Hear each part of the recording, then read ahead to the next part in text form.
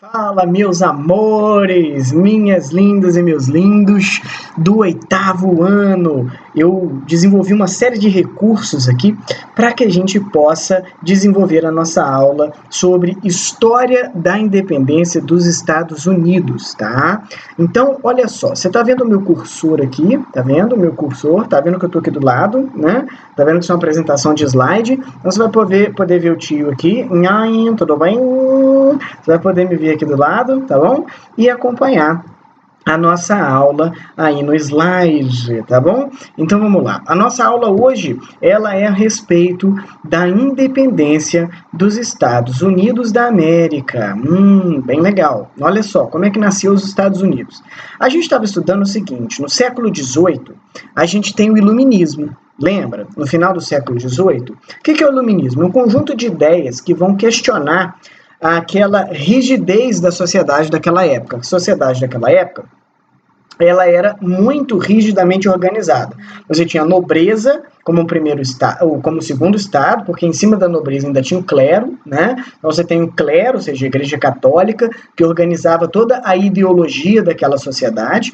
Você tinha os nobres, que obedeciam às vontades do rei, e você tinha um terceiro estado, que era composto por escravos, pessoas livres, porém trabalhadores urbanos, mas sobretudo, ou seja, principalmente, esse terceiro estado ele era composto de camponeses, trabalhadores rurais, uma enorme quantidade de pessoas que trabalhavam no campo, tá? Então, olha só, era uma sociedade muito pobre e era uma sociedade que acreditava que os nobres, eles governavam porque Deus queria. Eles acreditavam que os nobres governavam pela vontade de Deus. Nessa época, lá no século, ainda no início do século XVIII, houve um filósofo, por exemplo, chamado de Jacques Bossuet, que legitimava, ou seja, justificava que o rei manda porque o rei obedece às vontades de Deus. Nessa época, inclusive, a ideia de trabalho era muito diferente da nossa ideia atual. Atualmente, a palavra trabalho, ela significa uma maneira do ser humano se enriquecer. Inclusive, a ideia de que o trabalho dignifica o homem. E aí, quanto mais você trabalha, quanto mais você se enriquece, você pode ter mobilidade social, ou seja, você melhora de vida, como a gente fala hoje em dia. Naquela época, a palavra trabalho veio do latim, que significa tripalium.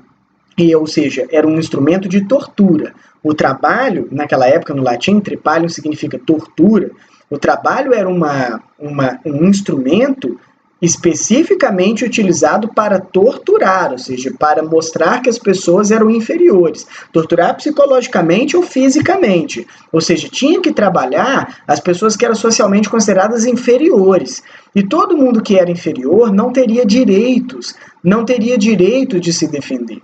Mas, no final do século XVIII, surge um grupo de pensadores que vão justamente questionar essa sociedade, que vão questionar a união entre a igreja e o Estado, ou seja, a união entre a política e a religião, que vão questionar a ideia de que o Estado ele tem o poder absoluto de mandar na vida das pessoas, e que vão questionar, sobretudo, a ideia de que existem seres humanos inferiores e seres humanos superiores. Então, por exemplo, nós vimos que o Rousseau, ele pregava a ideia de democracia, que todos pudessem participar da política. Isso era muito revolucionário para aquela época, pessoal.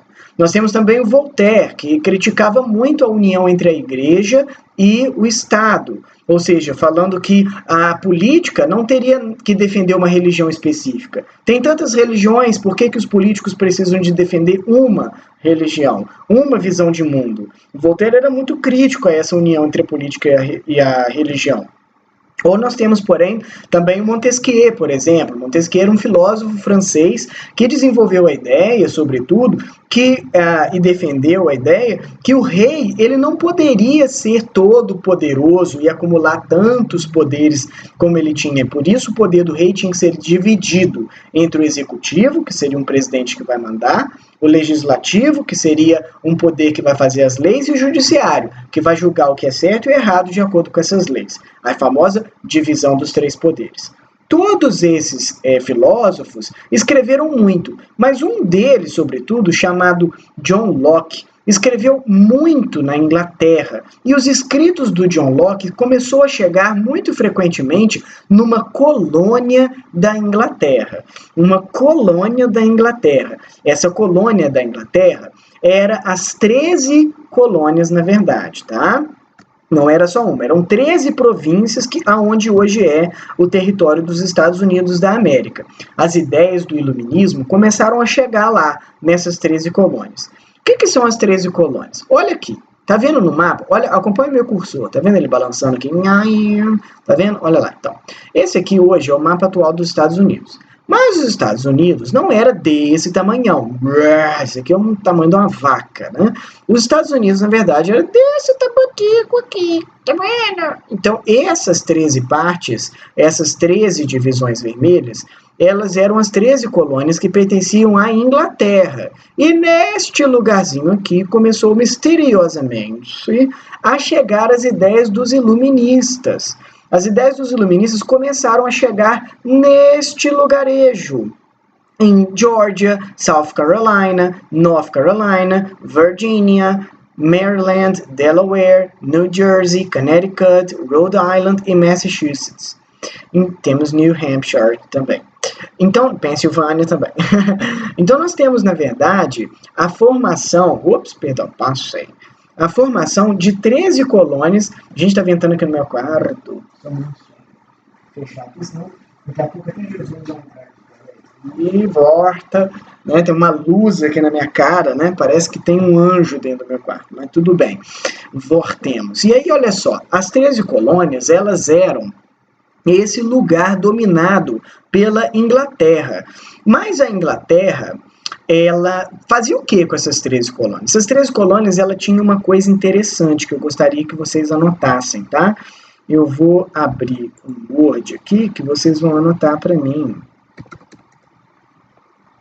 uma coisa, tá? Vocês vão anotar aqui para mim, olha só. Vocês vão anotar aí para mim no seu caderno. Isso mesmo, né? Mas vocês vão anotar aí para mim no seu caderno o seguinte... Olha, negligência salutar. Negligência salutar. O que é isso? A Inglaterra, anota aí no seu caderno para mim, adotava a negligência salutar com as 13 colônias, ou seja, a Inglaterra não se interessava tanto em explorar os recursos das 13 colônias, porque lá não havia tantos recursos preciosos para a economia inglesa, a não ser produtos agrícolas e impostos, tá? Então anote para mim no seu caderno, pausa o vídeo agora e anota no seu caderno. Negligência salutar. A Inglaterra adotava a negligência salutar com as 13 colônias, ou seja, a Inglaterra não se interessava tanto em explorar os recursos das 13 colônias, porque lá não havia tantos recursos preciosos para a economia inglesa, a não ser produtos agrícolas e impostos. Ou seja, vamos voltar aqui, né? Ou seja, qual é... Anote isso, tá? Volta, pausa o vídeo e anote lá no seu caderno. O que acontece? As 13 colônias, elas eram, na verdade, uma região praticamente ignorada pela Inglaterra, uma região praticamente deixada de lado. A Inglaterra tinha interesse nessas 13 colônias apenas em dois seguintes sentidos.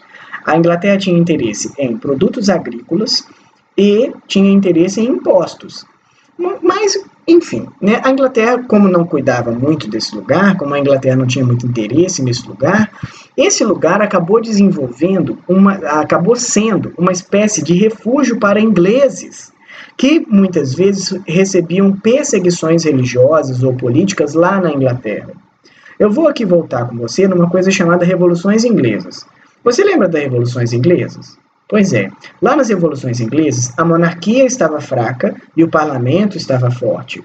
O Cromwell, o Lord Cromwell, conseguiu desenvolver uma grande guerra contra os reis. Chegou a ponto de Carlos ser decapitado, né? O Carlos foi decapitado, o rei da Inglaterra, a ponto deles colocarem então um rei fraco e uma monarquia e um parlamento forte. Mas o que acontece, oitavo ano? Nesse momento, nós temos o seguinte: houve muita perseguição religiosa, houve muitas guerras. Os ingleses que não estavam satisfeitos com essa Inglaterra tão revolucionária, com essa Inglaterra tão agitada, sabe o que eles faziam? Eles fugiam da Inglaterra e iam para onde? Para as 13 colônias. Então, as 13 colônias, a gente fala, vou voltar aqui, a gente fala que elas foram o quê? Um lugar de povoamento sem grandes interesses da metrópole, né, que é a Inglaterra, em retirar os recursos daquela terra. Então você vai anotar isso para mim no seu caderno, tá? Olha só, a gente fala que as 13 colônias, ela passa a ser o quê? Um local de povoamento, ou seja, as pessoas elas iam para as 13 colônias, mas elas iam para as 13 colônias para morar lá, para construir uma vida lá. Não é igual no Brasil. No Brasil, Portugal vinha para cá, sobretudo, para explorar esse lugar, né? Para tirar o trabalho dos indígenas, para tirar do trabalho dos escravos posteriormente, para tirar desse trabalho lucro, mas sobretudo ouro e prata e diamante, ou seja, explorar os recursos.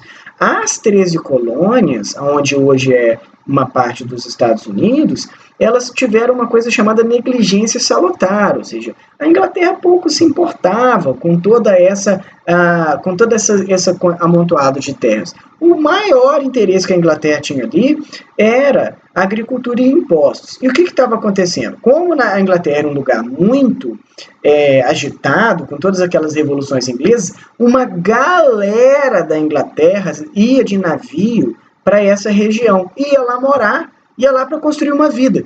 E as pessoas que iam para lá, elas organizavam, sabe o quê? Liberdade política. Elas começaram a disseminar, sabe o quê? Uma cultura de liberdade. Então olha só onde eu quero chegar. As pessoas que saíram da Inglaterra, né? Que saíram da Inglaterra e foram morar nas 13 colônias, né? Desenvolveram o quê? O que elas desenvolveram? Uma cultura de liberdade política e religiosa. Olha só, pessoal, as pessoas que foram morar nas 13 colônias acabaram ali desenvolvendo uma cultura de participação na política, de liberdade religiosa, tudo que a Inglaterra não tinha. E eles começaram a levar para lá as ideias iluministas. Olha, é ali o início dos Estados Unidos. Os Estados Unidos já nasce como um país no qual as pessoas, e ainda não era Estados Unidos, tá? Era só colônia, porque a gente sabe que eles serão no futuro os Estados Unidos. Mas eles começaram ali a desenvolver a ideia de que, poxa, lá na Inglaterra estava horrível. Já que a Inglaterra não gosta das 13 colônias, não está muito aí preocupado com as 13 colônias, vamos para lá e lá a gente vai defender os princípios iluministas. Sabe um dos caras que eram mais lidos nas 13 colônias? Um dos mais importantes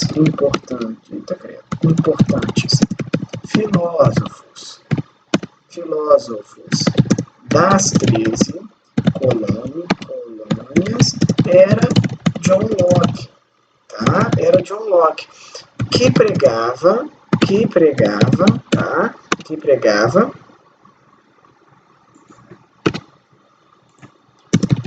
as ideias do contrato social. Olha só, as ideias do contrato social. Quais são as ideias do contrato social? O rei, ele não manda porque ele é importante, porque ele é maravilhoso, porque ele vem de Deus, porque ele fala da vontade de Deus, eu sou, me obedece. Não. O rei tem o poder dele, mas esse poder do rei é proveniente do povo. O poder do rei vem do povo. O povo fez um contrato social com o rei. O povo deixou o rei ser rei. Mas enquanto o rei estiver desenvolvendo as necessidades do povo. Então a ideia é essa. Ou seja, a ideia é: o rei é um servo do povo. E não o povo é um servo do rei. Olha ali o pensamento revolucionário que eles desenvolveram nessas 13 colônias. Agora vamos dar uma olhada nesse slide aqui. Sabe o que eles fizeram? Eles fizeram a formação de conselhos. Olha só, lá havia alta participação dos indivíduos na formação política das 13 colônias, né?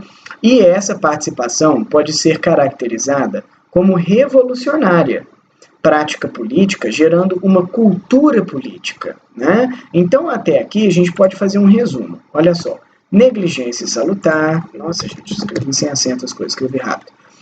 A Inglaterra adotava negligência salutar, né? Aí, olha só, com as 13 colônias, né? Eu fui escrevendo sem acento, sem querer, desculpa, muito rápido aqui. Ou seja, a Inglaterra não se interessa tanto em explorar os recursos das 13 colônias, né? Porque lá não havia tantos recursos preciosos como a economia inglesa. A gente que a Inglaterra não tinha esse interesse em explorar lá. O que acontece? Acaba sendo um lugar de povoamento, sem grande interesses da metrópole em retirar os recursos. E, além disso, as pessoas saíam da Inglaterra e foram morar nas 13 colônias, né? Que desenvolveram, então, lá uma cultura de liberdade política e religiosa. Um dos mais importantes filósofos que eles adoravam era, inclusive, John Locke. Ou seja, olha só que ideia interessante.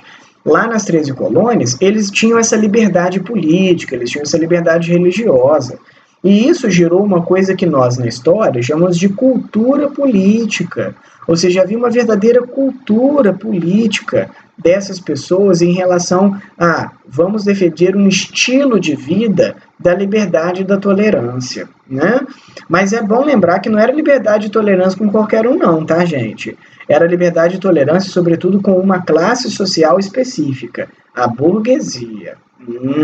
Não era liberdade e tolerância com mulheres, não era liberdade e tolerância com negros, muito menos liberdade e tolerância com gays, homossexuais, com pobres, nada disso, nada disso. A liberdade e a tolerância que eles queriam era uma liberdade e tolerância religiosa, isso sim, para quase todas as pessoas, mas era uma liberdade e tolerância para a burguesia poder participar da política. A burguesia é a classe de comerciantes que está se enriquecendo no século XVIII. É a classe de comerciantes que está querendo participar da política no século XVIII. E essa classe de comerciantes vai embora da Inglaterra e vai viver nas 13 colônias, e lá nas 13 colônias essa burguesia vai implantar o governo que ela sempre quis. Um governo no qual a burguesia, ou seja, essa classe de pessoas que vão se enriquecendo pelo comércio, vão poder ser os verdadeiros donos da política. E por isso é que eles vão adotar as ideias do iluminismo, que falava de liberdade, mas não era liberdade para todo mundo, tá? A galera era muito revolucionária porque combatia os nobres, o rei, a hierarquia do primeiro, segundo e terceiro estado, né? Mas ainda tem limite nessas ideias revolucionárias, é bom lembrar disso, tá? Ou seja, era uma ideia de igualdade, sobretudo entre homens brancos que conseguiam se enriquecer. E a principal religião que as pessoas vão levar para as 13 colônias era o protestantismo, que valorizava o trabalho. A frase, o trabalho dignifica o homem, é de Martim Lutero, lá no século XVI ainda, né? Foi dita essa frase. Então nós estamos falando de um povo que vai morar nas 13 colônias, que tem uma cultura política relacionada muito com a religião do protestantismo. E nessa época, o protestantismo valorizava muito o trabalho, o enriquecimento. Nessa época, gente, não sei se vocês sabem disso, mas vai anotar isso que eu vou falar agora no seu caderno.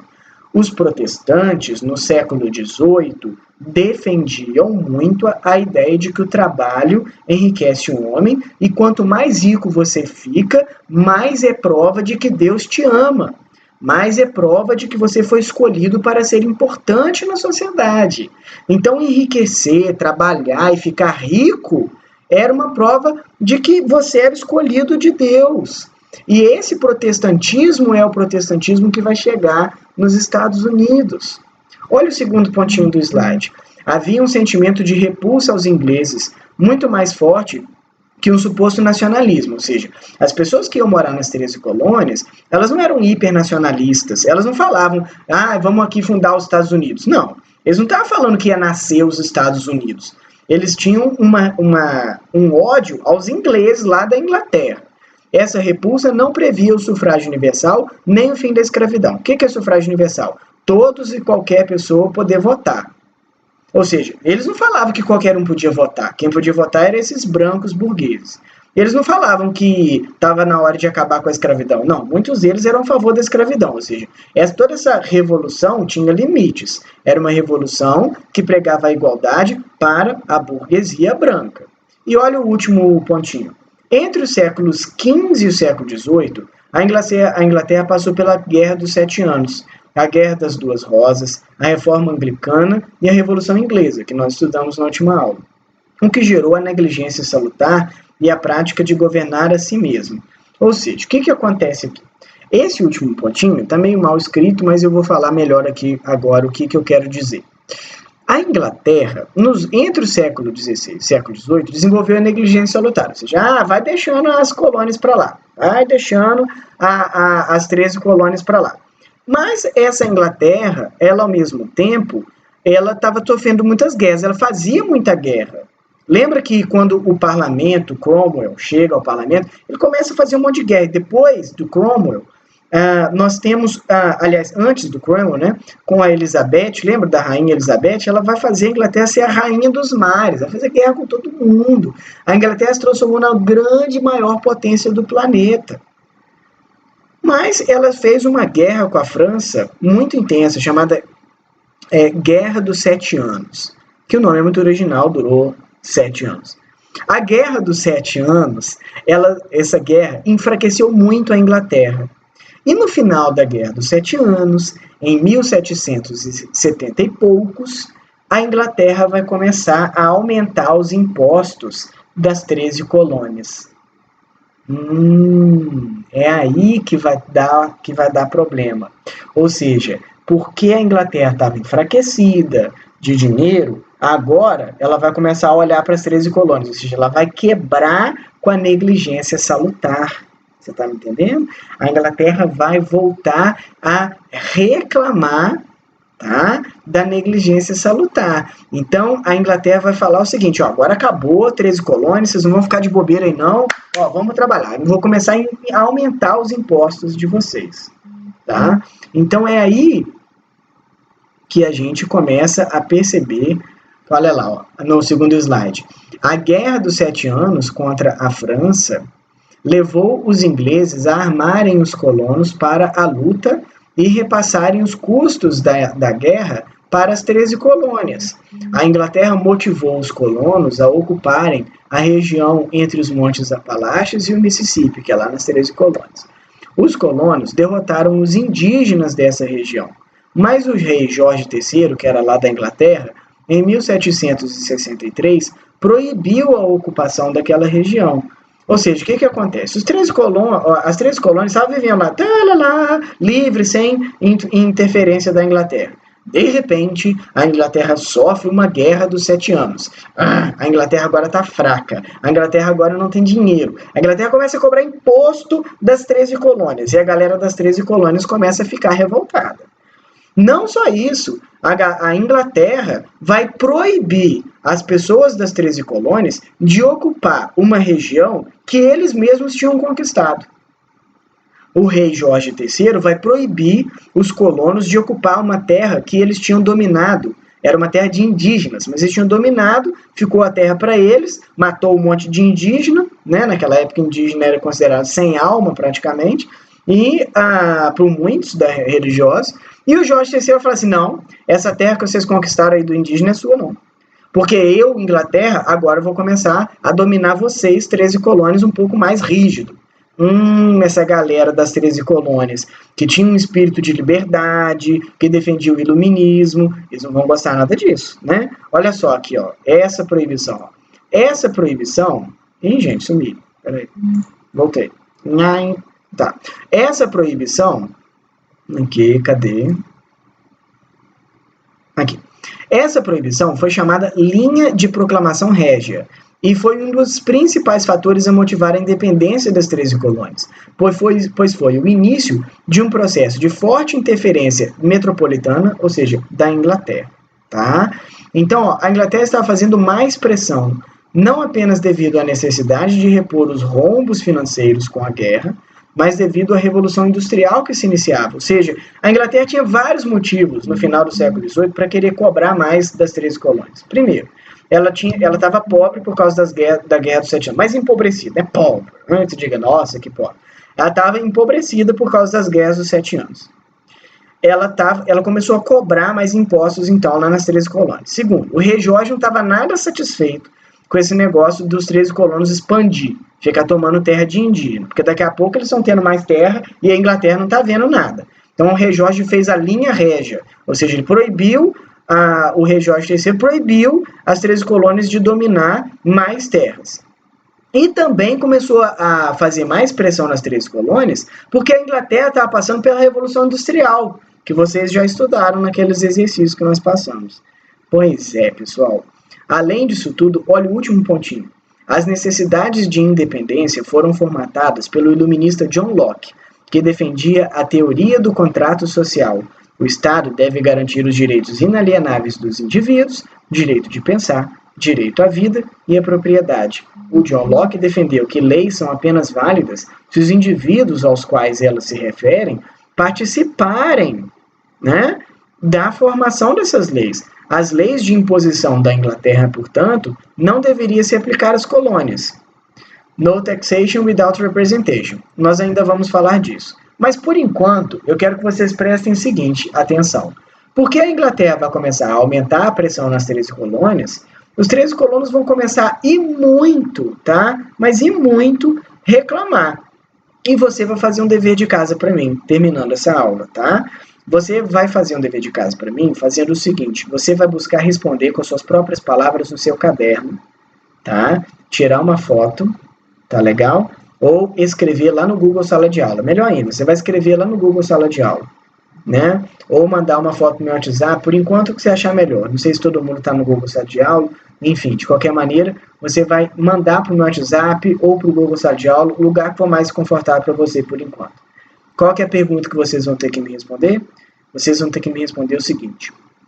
Quais foram as guerras, tá, em que as 13 colônias desenvolveram contra a Inglaterra para fazer as suas independências? A sua independência, ou seja, quais foram as guerras? Vou te dar uma dica. Houve o massacre de Boston, houve uma coisa chamada Boston Tea Party, ou a festa do chá, e houve a Grande Guerra de Independência em 1776.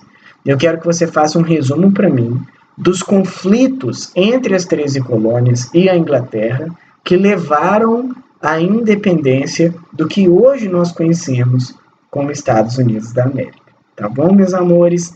Olha, muito obrigado. A gente continua na próxima aula, tá? Então, eu espero esse exercício de vocês, tá bom? Beijão.